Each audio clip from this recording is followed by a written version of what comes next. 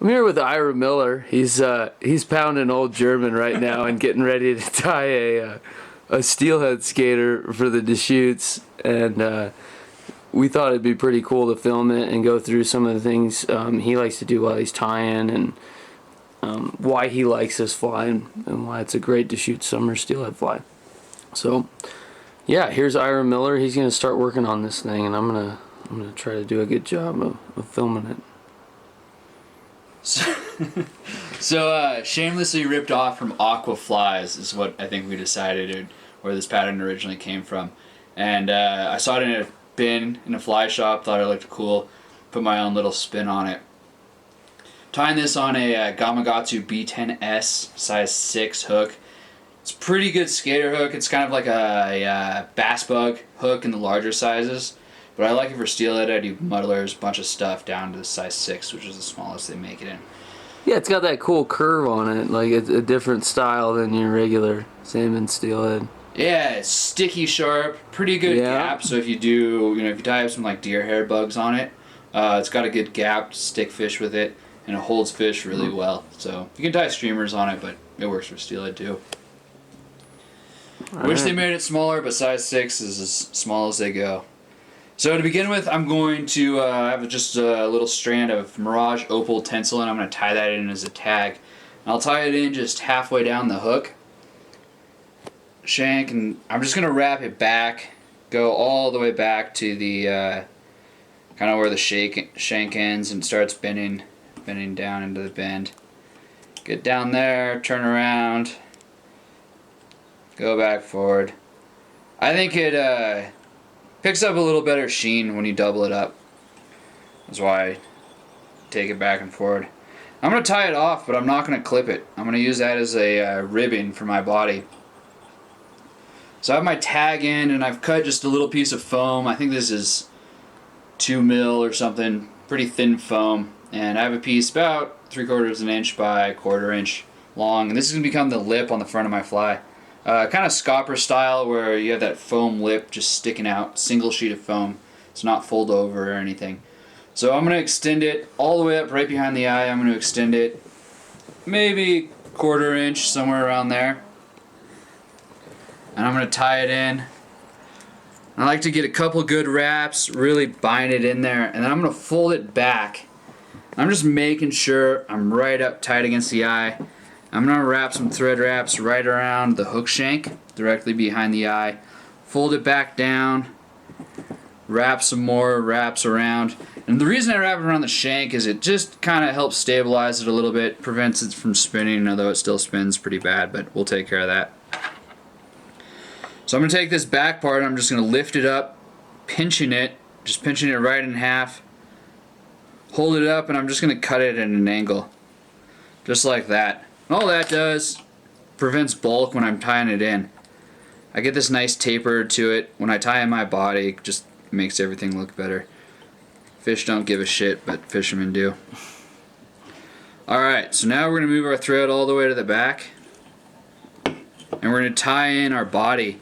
And to do that, I have a little bit of, I think this is Ice Dub Chartreuse.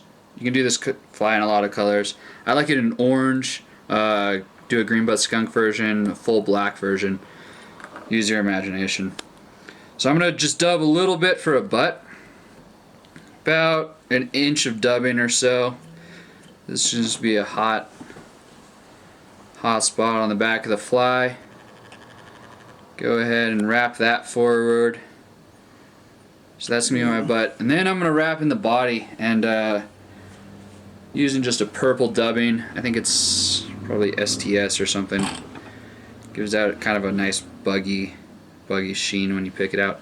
So I'm going to do I'm not going to dub all the way forward to start with. I'm going to do maybe an inch or so of dubbing. I'm just going to dub about halfway up between where I started my butt and where my foam is tied in, so up here. So I want to be kind of somewhere in here. A little bit more. What do you think about that hot spot on the back? That having kind of a target on the fly is what I've heard. and how important that is to have on some of your steelhead flies. I don't know if it makes a difference with skaters. I mean, if you look at a skater, especially when we tie in the wings and stuff, that fish is looking up. I don't know if they see it or not, but I don't think it hurts at all. I think there's times where throwing something different definitely helps, and most steelhead flies have a hot spot, so I'm not afraid to throw flies without a hot spot. But it is kind of a confidence thing. It gives it a little bit of flash, a little something different. So I like to do it. But I tie a lot of the same pattern without a hot spot. Right. So we're about roughly halfway up, and I've dubbed my hot spot. I've dubbed in a little bit of my standard body color, and I'm just gonna go ahead and just pick out that body really quick. You can use just toothbrush, dubbing picker. This is just a whip finisher. Just pick it out. I'm a big believer in buggy steelhead patterns. When you say buggy, it's a term for a lot of dubbing in a fly. It's going to throw the material out a little bit, like he's doing now. And I think that just pattern, like all your fly patterns, trout patterns. I've noticed as you fish the same fly throughout the day, the worse it looks, the better it fishes. Yeah. And I think it's true for steelhead as well. So I know. Picking it out kind of push that process along. All right, so I just have some black deer hair here, and what I'm gonna do is I'm gonna kind of tie in it's kind of an underwing, and it's a wing halfway up the body. And I think it gives it a little bit of like a planing platform, so when that body starts sinking in as your fly fishes, it helps keep the fly on the surface, gives it a little bit more flotation, and helps with that like really strong silhouette. So again, as you fish this fly later into the evening, that fish can just see it this much better because you have just that strong silhouette. So I'm going to kind of roughly measure my tails, and I just like to extend it just slightly past the where my tag is tied in. So I'll measure it and then transfer it to my left hand. In this case, I'm right-handed. Go ahead, holding it just right on top of the hook shank. Tie it in. And I got a few stragglers, but should be alright. So I tie it, get some thread wraps, and then what I like to do is just grab a little bit of the deer hair at a time and pull it back. So, these are just the butt-ends. Okay. That's just preventing it from spinning on the hook shank. Yeah, pull your hand away for a few seconds. Okay, so you've got your stacked end out the back and the butt ends going kind of forward over there. Exactly. Right. And then I'm just gonna grab these butt ends, and they should be pretty locked in by now. I can take it. It's not going anywhere. So I'm gonna grab these butt ends, and I'm just gonna cut them all at an angle, just like we did with our foam. Again, just trying to prevent like really bulky spots when we tie in our body.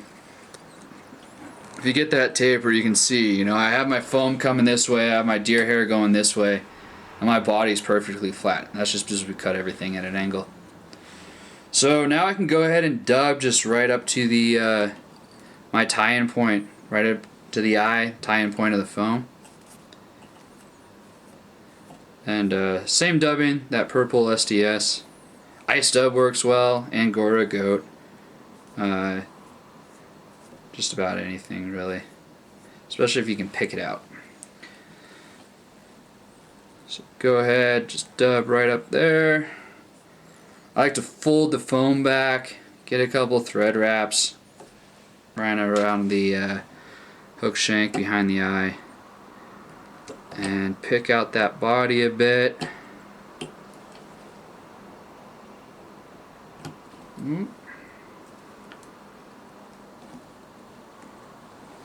That lip, you see a lot of that on most of the steelhead skaters now, which, it can catch water for a fly. Why do you like it?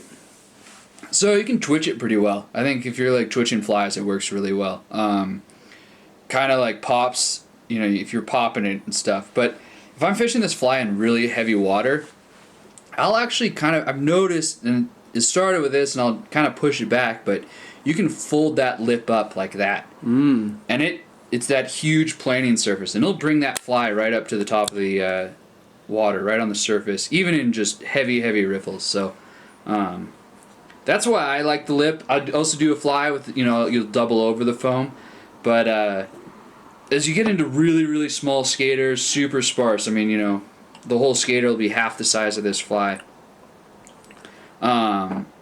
It's harder and harder to keep them on the surface. So having that lip, I think, does help, especially. Right. And you'll tie some of them and they won't skate at all. They'll go right under the surface. So. Oh yeah. Sometimes you have to tie a bunch of them, and half of them won't skate at all. So. Which fish will eat those under the surface a little bit. Oh yeah, and a lot of times, even if they don't skate, they're still kicking up a little bit of a wake. It's just more the angler being able to see it is very nice. Yeah. Right, exactly. So I'm gonna go ahead and do my ribbing, and we have that hair wing halfway through. So I'm gonna kind of have to grab it and pull it forward, and I'm just gonna do like 1 wrap or so, 2 wraps maybe, behind that wing. Try not to grab any deer hair when you wrap it. Then we're just gonna go forward.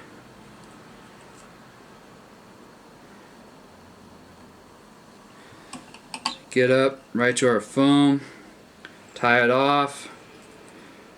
More wraps of thread around the hook shank. Tying that off in front of the foam or right behind it? I tied it off right behind, but every time I do anything, I go ahead and just wrap it right on the hook shank. It just kind of secures everything. The foam has a little bit of give to it. The hook shank, it's locked in. So go ahead, pick out the body.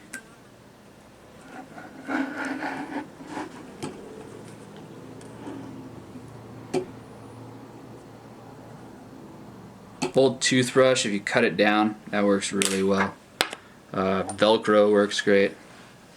So now I'm going to go throw in just a little bit of flash, and I think this is just angel hair. Any kind of really thin diameter flash. You could even use crystal flash or anything. So I have just maybe 15 strands, and I wetted it right in the middle. And this is that real thin stuff. All right. Yeah, super fine. You can use it as, you can chop it up and it's like dubbing. Right. So I'm going to go ahead and tie that in. Where's let's see. This is that. All right, this is the material. Yeah, it comes super in a hank thin form. Yeah. And I think if you buy it, you can get it, it comes loose too, but in the hank form, especially if you're not dubbing with it, it's way easier. Yeah, you can keep use track that. of. You can do a lot of cool stuff. You can spin it in a dubbing loop, all kinds of stuff. But what I've done is I'm just tying it I'm tying it on the top, but I'm tying it on one side, and then I'm gonna fold it back over, and so I kind of just have a V formation, just like that in my flash. I'm gonna go ahead and I'm gonna clip that just ever so slightly. I'm gonna clip it at an angle and just slightly longer than my first wing in there. And so just barely extends. It's just going to give you the smallest amount of flash, but little extra something for the fish to see. So I have another clump of black deer hair, and I'm just going to tie this in on top, right over the flash that I just tied in.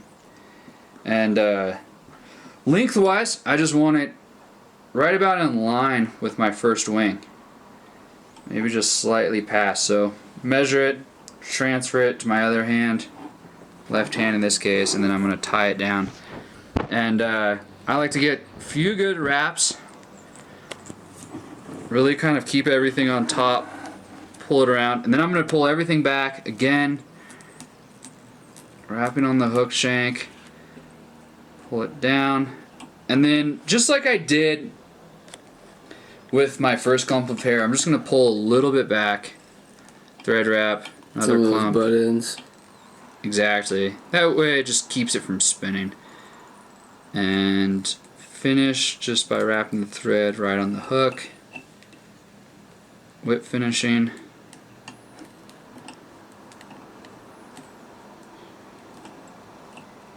I'll also do this fly with rubber legs, kind of as a last step, right on the sides. But it works just as well without. So kind of fan it out a little bit, fan that wing out. And then I'm going to grab these butt ends. And I have my foam here, so I'm going to tie them or cut them just right in line with that foam. It's going to kind of keep that, support that foam a little bit, fan them out. So there we go. That is it, huh? That is really cool. And then you'll notice, you know, if you fish it in really heavy water, a lot of times it will kind of naturally go, but you can push it up like that, and it'll pull that fly. When it comes under tension, it'll pull that fly right up to the surface in heavy water. You can twitch it and skate it through riffles, or you can just kind of in the traditional manner, just down like that. Yeah, yeah. Nice little that is skater. awesome. Perfect. All right, well, thanks, Ira. That thing is sweet. Enjoy. Yeah, yeah. Cheers.